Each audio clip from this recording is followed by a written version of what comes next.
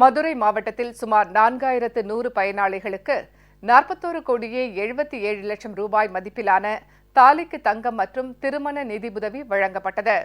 இதனை பெற்றுக்கொண்ட பயனாளிகள் தமிழக அரசுக்கும் மறைந்த மாண்புமிகு முதலமைச்சர் அம்மாவுக்கும் நெஞ்சார்ந்த நன்றி தெரிவித்துள்ளனர்.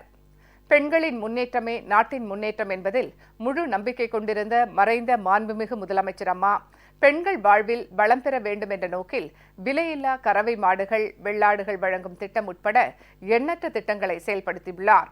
இதற்கெல்லாம் மணிமகுடமாக ஏழை எளிய குடும்பத்தை சேர்ந்த படித்த பெண்களுக்கு தாலிக்கு 8 கிராம் தங்கத்துடன் திருமண நிதியுதவி வழங்கும் திட்டம் திகழ்கிறது. இதன் மூலம் லட்சக்கணக்கான ஏழை எளிய பெண்கள் பயனடைந்து வருகின்றனர்.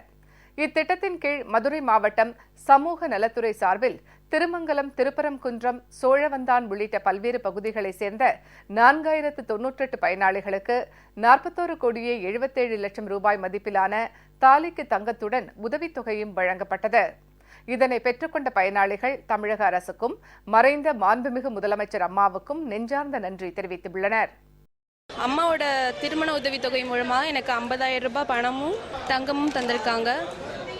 அம்மா இறந்து போனாலும் அவங்களோட உதவி எங்களுக்கு கிடைக்கிது. தமிழக அரசுக்கும் ரொம்ப நன்றி, என்னுடைய மனமார்ந்த நன்றி. 12th முடிச்சிருக்கேன். எனக்கு 25,000 ரூபாய் பணமும் 4 கிராம் தங்கமும் கொடுத்ததுக்காக அம்மாவுக்கு நன்றி சொல்லிக்கிறேன். அந்த தமிழக அரசுக்கும் நன்றி சொல்லிக்கிறேன். திருமண உதவிக்காக 4 கிராம் தங்கமும் 25,000 ரூபாய் பணமும் கொடுத்துருக்காங்க. தமிழ்நாடு அரசுக்கு ரொம்ப நன்றி.